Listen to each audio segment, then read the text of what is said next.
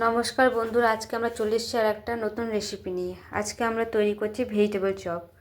Vegetable chop তৈরি করার জন্য প্রয়োজন পেঁয়াজ, গাজর, বিট, মটরশুঁটি, শুকনো লঙ্কা, দালচিনি, বড় এলাচ, ছোট এলাচ, ধনে, জিরে, গোলমরিচ, তেজপাতা, আলু। এই আলুগুলোকে আমরা সেদ্ধ করে নেব। মশলাগুলোকে শুকনো খোলায় আমরা ভেজে নেব।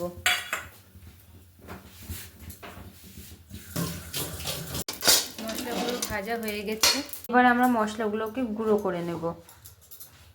এবার একটা কড়াই গ্যাসে বসিয়ে তাতে কিছুটা সর্ষের তেল দিব এবং একটা তেজপাতার ফোড়ন দেব। তেল গরম হয়ে এলে তার মধ্যে আমরা হলুদ দিয়ে দেবো। এবার যে গ্রেট করা গাজরগুলো ছিল সেগুলো দিয়ে দেবো। তারপরে দিয়ে দেবো বিটগুলো।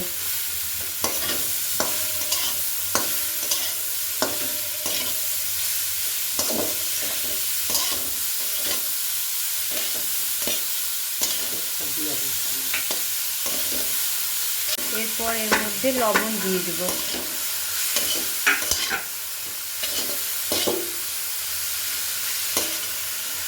আগে পেঁয়াজ কাটাগুলো ছিল সেই পেঁয়াজগুলো দিয়ে দেবো।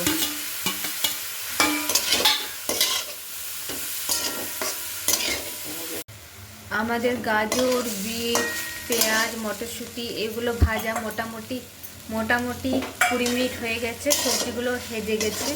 এবার এর মধ্যে যে মশলাগুলো ছিল সেগুলো এবার আমরা দিয়ে দেব। কমপ্লিট হয়ে গেছে কিমা।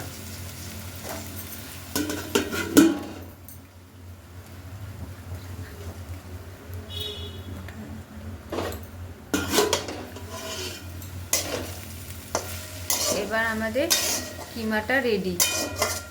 মশলাগুলো ভাজা ছিল, তার জন্য আর বেশি কষতে হলো না। এভাবে কিমাটা তৈরি করতে হয়। আলুকে আমরা মেখে নিয়েছি, তার মধ্যে এরকম করে যে পুরটা আছে সেটা আলুর মধ্যে এরকম করে ভরে নেব। আর এখানে ময়দা গুলে নিয়ে নিয়েছি, আর এটা নিয়ে নিচ্ছি আমরা বিস্কুট গুঁড়ো। এটা আপনি ময়দা গুঁড়োও নিতে পারেন, কর্নফ্লাওয়ারও নিতে পারেন। দেখেন এরকমভাবে আমরা ডোটা তৈরি করব এক একটা। এবার এটাকে এরকমভাবে ডিপ করে নেব। তারপর যে বিস্কুট গুঁড়ো আছে, ব্রেড ক্রামও নিতে পারেন আপনারা, সেটাকে এরকমভাবে লাগিয়ে নেব। এটা 2 কোট করব, তাহলে ওই যে উপরটা থাকবে সেটা মুচমুচে হবে।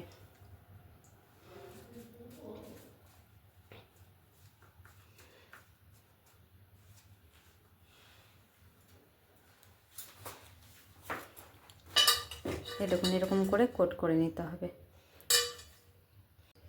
এটা 1 কোট শুকিয়ে যাবে, তারপরে আবার আমরা দ্বিতীয় কোটটা করব। আপনারা যদি চান তাহলে আলুটা একসাথে মিক্সড করে এরকম গোল গোল করে এরকম করে নিতে পারেন। তারপর কোট করে নিয়ে তারপরে এরকম আবার ডাবল কোট, একটু শুকিয়ে গেলে ডাবল কোট করে নেবেন। এরকমভাবেও করতে পারেন। এতে কাজটা আপনার খুব সহজেই হয়ে যাবে।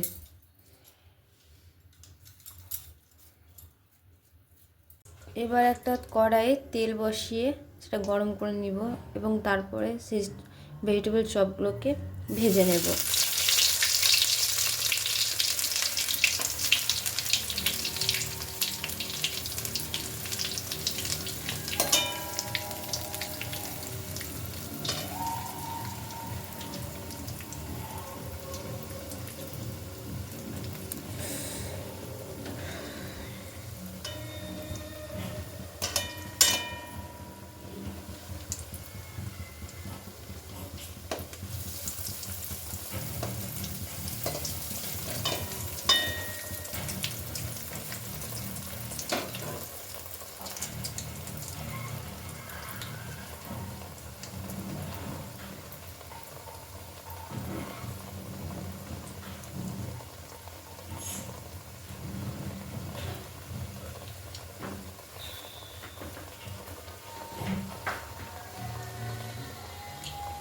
এই দেখুন রেডি আমাদের ভেজিটেবল চপ।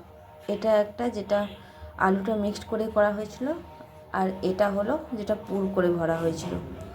এভাবে আপনারাও তৈরি করেন, খান এবং নিজের পরিবারকে খাওয়ান, খুব ভালো খেতে হয়। আর আমাদের চ্যানেলকে অবশ্যই সাবস্ক্রাইব করুন। ধন্যবাদ।